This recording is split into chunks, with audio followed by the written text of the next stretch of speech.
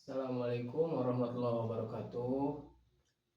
Nama Muhammad Andi dengan NIM dengan nomor induk mahasiswa 231090350069 kelas 01 MSSP 001 program studi teknik mesin Fakultas Teknik Universitas Pamulang Kampus Serang.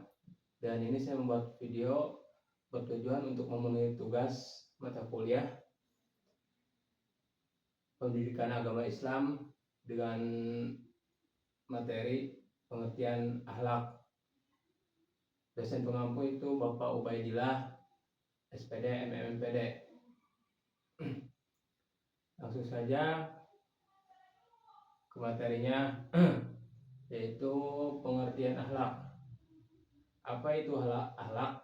Akhlak adalah seperangkat nilai, prinsip, dan perilaku yang menjadi pedoman moral dan etika dalam kehidupan seorang muslim. Akhlak bukan sekedar etika, melainkan juga refleksi dari keimanan dan ketakwaan seseorang kepada Allah Subhanahu wa taala. Pentingnya akhlak dalam kehidupan, yaitu memandu perilaku. Akhlak memberikan panduan bagi seseorang untuk berperilaku dengan baik dan benar dalam berbagai aspek kehidupan. Yang kedua, membangun hubungan. Pentingnya akhlak dalam kehidupan, membangun hubungan. Akhlak yang baik membantu seseorang membangun hubungan yang harmonis dengan Allah, diri sendiri, keluarga, dan masyarakat. Pentingnya akhlak dalam kehidupan sehari-hari. Yang ketiga, mencapai kebahagiaan. Dengan menerapkan akhlak mulia, seseorang dapat meraih kebahagiaan dan kesejahteraan hidup di dunia dan akhirat. Amin. Sumber-sumber akhlak dalam Islam. Ya, contohnya ada 3. Yang pertama Al-Quran, yang kedua Sunnah Nabi, yang ketiga ijtihad.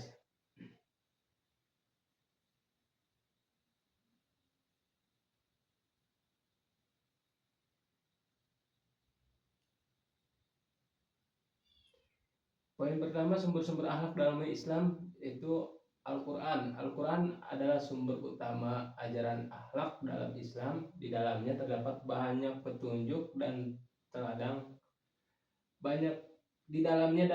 Terdapat banyak petunjuk dan teladan tentang perilaku yang baik. Yang poin kedua, sumber-sumber akhlak dalam Islam, yaitu Sunnah Nabi. Sunnah Nabi Muhammad SAW adalah tindakan, perkataan, dan keteladanan Rasulullah yang menjadi sumber akhlak Islam. Poin ketiga, sumber-sumber akhlak dalam Islam, yaitu ijtihad. Ijtihad yaitu upaya sungguh-sungguh untuk memahami dan menerapkan ajaran Islam, juga menjadi sumber akhlak.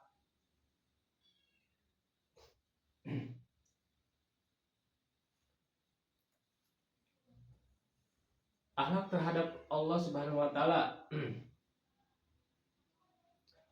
Iman dan takwa. Akhlak terhadap Allah Subhanahu wa taala, iman dan takwa. Yang kedua ibadah, yang ketiga berdoa, yang keempat bersyukur. Akhlak terhadap Allah Subhanahu wa taala, iman dan takwa, yaitu iman dan takwa meyakini keesaan Allah Subhanahu wa taala dan senantiasa bertakwa kepadanya dengan melaksanakan segala perintahnya.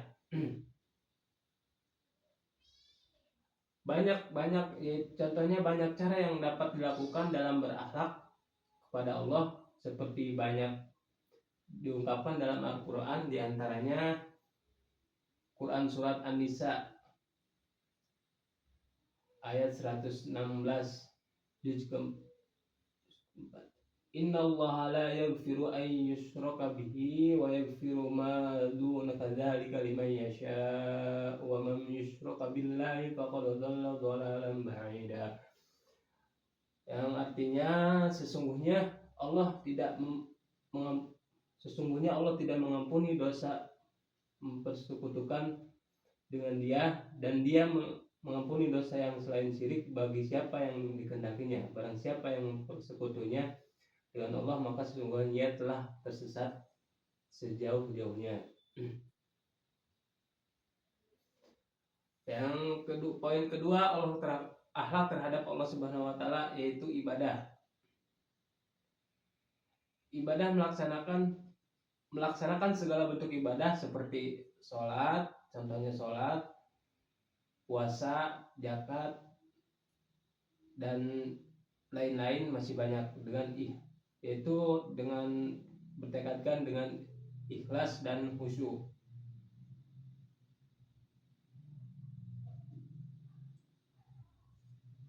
Poin ketiga, akhlak terhadap Allah Subhanahu wa taala yaitu berdoa, senantiasa berdoa dan memohon pertolongan hanya kepada Allah Subhanahu wa taala dalam setiap kesempatan.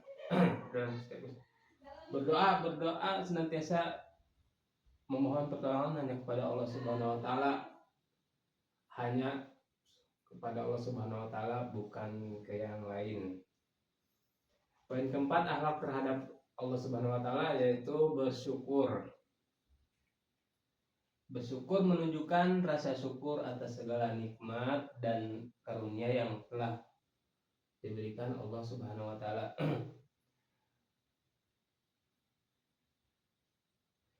Dalam Quran surat Al-Baqarah ayat 152. A'udzubillahi minasyaitonirrajim. Bismillahirrahmanirrahim.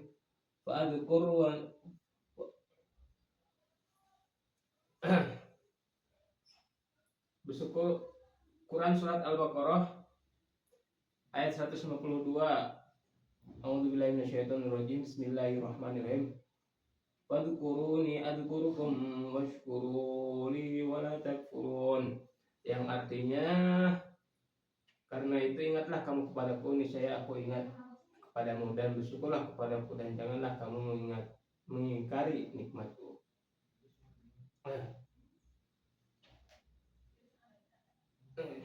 Selanjutnya di sini ada akhlak terhadap diri sendiri. Poin pertama, menjaga kesehatan dan kebersihan diri sebagai bentuk tanggung jawab terhadap diri sendiri. Yang kedua, menuntut ilmu juga senantiasa belajar dan menuntut ilmu untuk meningkatkan kualitas diri dan bekal di akhirat. Poin ketiga, akhlak terhadap diri sendiri juga mengendalikan hawa nafsu dan emosi serta tidak terjerumus dalam perbuatan tercela. Selanjutnya, akhlak terhadap keluarga. Berbakti kepada orang tua, menyayangi saudara, memenuhi hak suami atau istri. Berbakti kepada orang tua, menghormati, menaati dan berbakti kepada orang tua dengan sepenuh hati. Menyayangi saudara, menyayangi dan membantu saudara serta menjaga hubungan yang harmonis. Memenuhi hak suami atau istri, memenuhi hak dan kewajiban dengan baik dalam kehidupan rumah tangga. Selanjutnya, akhlak terhadap masyarakat.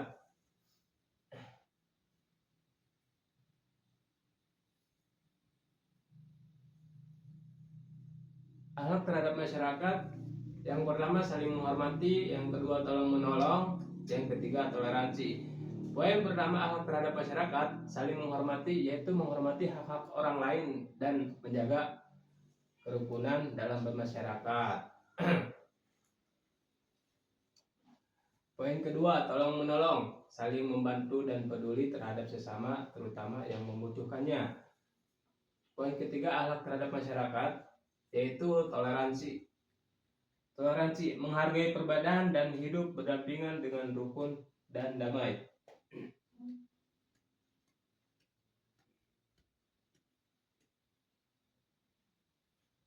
Selanjutnya, yaitu akhlak dalam pekerjaan. Akhlak dalam pekerjaan, yang pertama amanah, profesionalitas, dan ikhlas untuk menjalankannya. Yang pertama, akhlak dalam pekerjaan, yaitu amanah, menunaikan tugas dan tanggung jawab dengan baik dan jujur.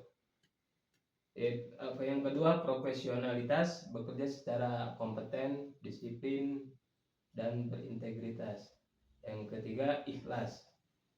Ikhlas dalam bekerja dengan niat yang tulus dan semata-mata untuk mencari ridho Allah Subhanahu wa taala. Selanjutnya, akhlak dalam interaksi.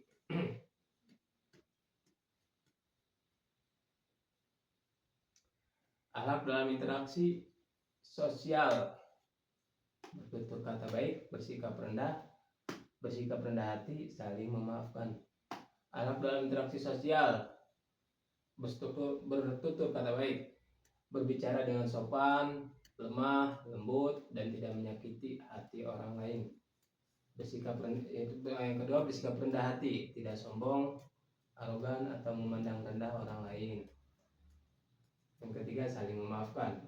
Akhlak dalam interaksi sosial yaitu saling memaafkan, memiliki sifat pemaaf, dan tidak memperburuk hubungan karena kesalahan kecil. Selanjutnya, mempraktikkan akhlak mulia dalam kehidupan sehari-hari. Poin pertama, komitmen. Komitmen yang kuat untuk menerapkan akhlak mulia dalam kehidupan sehari-hari. Yang poin kedua, keteladanan. Menjadi teladan yang baik bagi orang-orang di sekitar dalam berperilaku. Yang poin ketiga, konsistensi.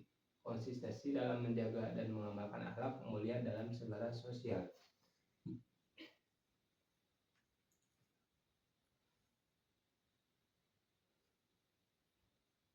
Manfaat mempelajari akhlak yaitu mempersiapkan manusia-manusia yang beriman, yang selalu beramal soleh. Tidak ada sesuatu pun yang menyamai amal soleh dalam mencerminkan akhlak mulia ini. Tidak ada pula yang menyamai akhlak mulia dan dalam mencerminkan keimanan seseorang kepada Allah Subhanahu wa taala dan konsistensinya kepada manhaj Islam.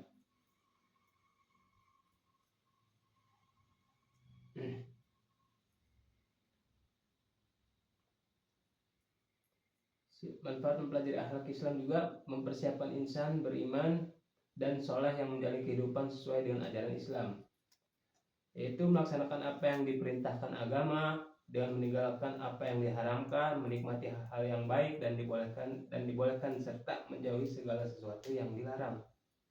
Contohnya keji, hina, buruk, tercela, dan mungkar. Mungkin cukup sekian presentasi dari saya. Selebihnya mohon maaf apabila ada kata tutur yang salah